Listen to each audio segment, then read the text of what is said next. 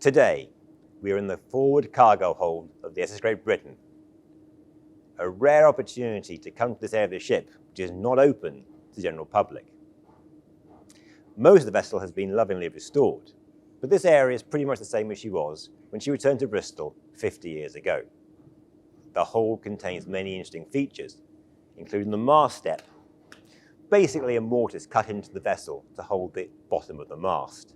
You can see by the size of this mast step that the masts of the SS Great Britain were indeed impressive, and this would have been one of the smaller of her masts.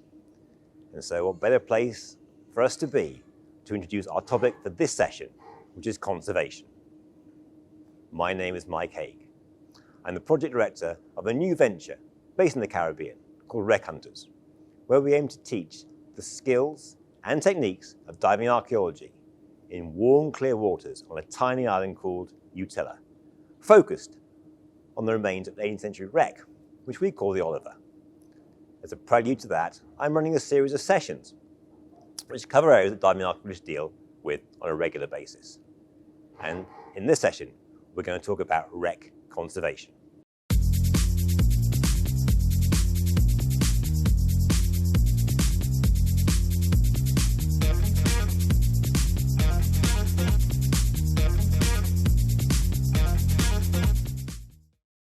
Even during their working lives, boats and ships require maintenance.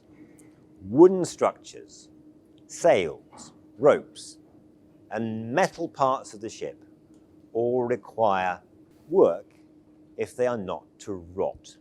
Eventually, painting or some other form of covering will not work, and then these items have to be replaced.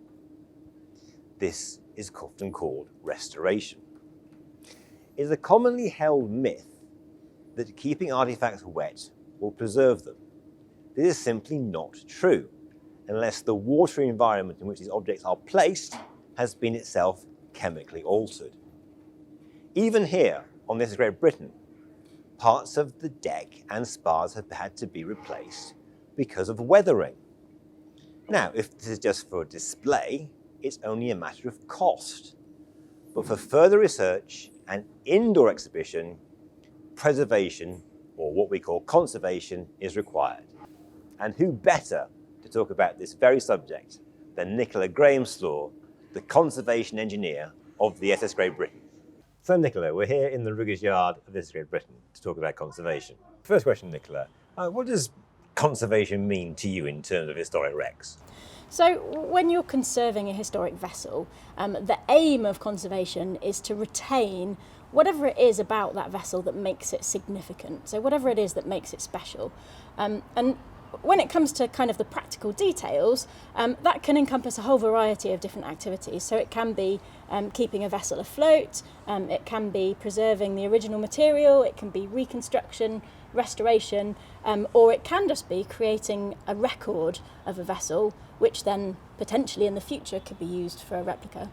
So as we can't conserve all the wrecks because we haven't got enough money to do that, what is the criteria that we use in order to justify conserving some wrecks and not others? We would always recommend using the guidelines set out by National Historic Ships, and they publish a book, and there's also some information on their website, including a handy flowchart which kind of guides you through the decision-making process.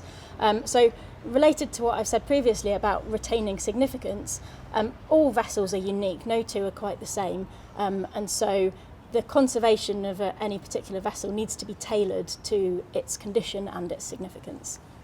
So what approach have you used with SS Great Britain and why? Well, the SS Great Britain is significant for a number of reasons, but one of the most important things about her is the fact that she was the world's first metal ship. So the material and the structure is a really, I mean, it's not the only thing that makes her significant, but it's a really important part of what makes her significant. So our conservation strategy is centred around preserving that original material. And the way we do that is by creating a seal around the most vulnerable parts of the metal, and then we have a pair of dehumidifiers which keep the air around the iron as dry as the Arizona desert. And by doing that, we can stop it from corroding. So the story of the SS Great Britain's resurrection starts with the recovery from the Falklands, and of course the whole story behind Isambard, Kingdon and Brunel is one of our greatest engineers. How important was Brunel's name in getting the ship back to Bristol? The salvage of the ship was initiated by a naval architect, and actually his interest in the ship was the ship as the first iron ship and as the first propeller ship. However, when it came to kind of garnering support, the Brunel link proved to be quite important. And some of the early supporters of the salvage were Brunel enthusiasts. And then as the trust has developed, the role of Brunel has become more and more important. We first started doing exhibitions on him in the 80s. And then when the big restoration project was happening, the one requiring lots and lots of fundraising, fortunately for us, at the same time, the BBC were running their Greatest Britons poll, I'm not sure whether you remember that, and had Jeremy Clarkson kind of championing Brunel as his pick, and Brunel came second. So that raised a lot of awareness, and that was a really big boost for us. And today we actually hold a couple of the most significant Brunel collections, and we try and use Brunel's legacy to inspire what we do here. So today he's a really central part of what we do. So could you expand a little bit on this Great Britain in terms of her importance in maritime engineering? Well, she was the second ship from the Great Western Steamship Company. She was the largest ship ever seen or ever conceived, which at the time was a big achievement. She was also the first ocean ship to be made from iron or any metal. And then partway through the construction, Brunel found this idea of using a screw propeller instead of the paddle wheels, and he actually paused construction of the ship while he persuaded the directors of the company to let him use this new technology, or to fund this new technology for driving the ship. So it's two big technological milestones in one ship. And the other thing about the iron is that the fact that she was made from iron is the only reason why she's able to last as long as she did. And even before being scuttled and salvaged, she had a 94-year working career, which is pretty impressive for a ship at that time. So to what extent is the restoration of the SS Great Britain the restoration of a national treasure? Well, the name SS Great Britain certainly attracted the interest of a couple of the really key people who were involved in the salvage, both volunteers and funders, who had in fact never heard of the ship before, but thought, well, she must be really special to have earned that name. And so that was kind of what got them on board with the project. But in terms of her significance, she is actually internationally significant. She was the first in the world to do the things that she did. The ship has been restored to a very high level, and she looks great today. So how do you reconcile the use of replicas as part of the ship's image, as well as pure preservation of artefacts? There are various different approaches to conserving a vessel, and it's all about retaining significance. And the purpose of replicas is to capture or to kind of put a record into kind of being again in a case where either the original doesn't exist anymore, or where it's not practical to keep the original material intact. So with the SS Great Britain, because she had such a long and interesting working life, so she was reconfigured many times. So by the time she was scuttled, and certainly by the time she came back to Bristol, she was a hulk. So she didn't have any of her original interior. So we didn't have the option of preserving any of that. So our preservation extends to the parts of the original iron which are left. So that's the hull and the kind of internal structure, which I know you've just been and seen. But the interior is entirely reconstructed, but we've tried to do that in as authentic a way as possible. So every detail of that reconstruction is informed by factual information that we've got in our collection. So for example, letters written by passengers on board, or diaries, or paintings, or sketches from our collection. So we've tried to be as authentic as possible with that. So in terms of restoration, as we call it, what high standards have been kept to ensure that restoration is the standard that it should be? Well, one of the National Historic Ships guidelines, one of the principles that those guidelines are based on, is that everything should be planned and carried out in a logical order, and that you should resist the temptation to firefight or to run around after whatever seems most urgent at the time. And in the case of the SS Great Britain, that was actually quite a big change of direction. So the initial application for lottery funding was rejected, and what the lottery did instead was to employ a curator to do just that, to step back, to think it through, to plan it out logically, even though the ship was degrading during all that time, because in the long run, that's the better thing to do. So that having a curator leading the project meant everything could be done to a high standard, and that's what we've tried to do. How important was the work of volunteer divers in terms of wreck preservation, and particularly in the story of the SS Great Britain? Well, in the salvage of the SS Great Britain, the divers played a really key role. So there were two, there were many things they had to do, but there were two key things they had to do. Firstly, because she'd been scuttled, but she'd actually been sitting there for a great number of years. So there were a few kind of key structural things which the divers had to sort out before they could get the ship afloat. So there were the scuttling holes themselves, of course, but there was also a large crack in the starboard side of the ship where she'd been subjected to hogging.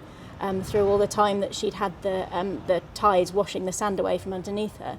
And the way that problem was solved was by putting out an appeal on the local radio for the locals to donate any unwanted old mattresses, which the divers then used to repair that crack in the side of the ship so that she could be refloated.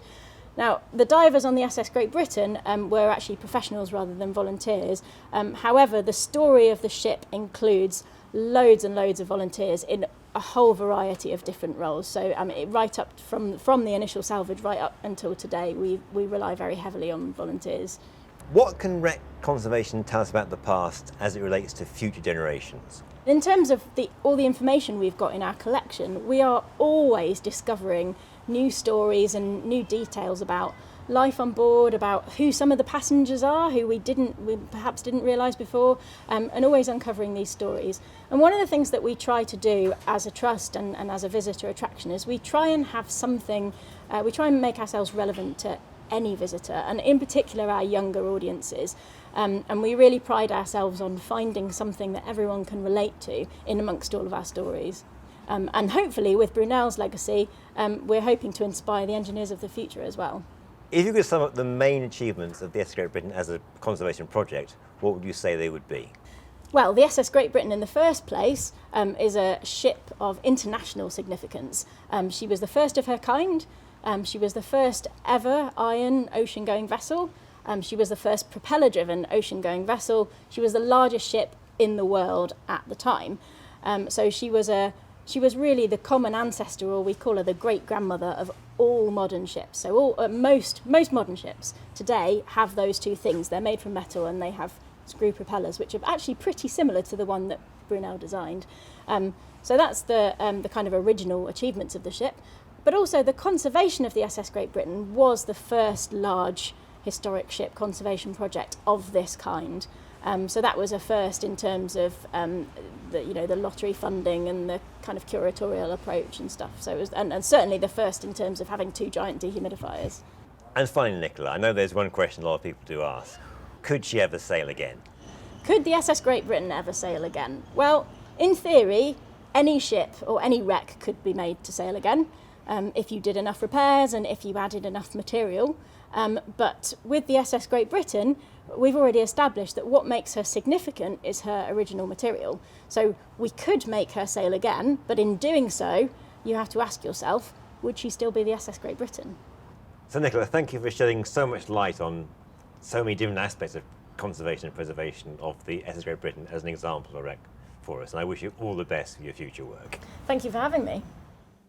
Having had a thorough look at conservation, next time we'll be looking at the future for wreck hunters, and indeed the future for those interested in diving archaeology. And until then, I wish you all safe and enjoyable diving.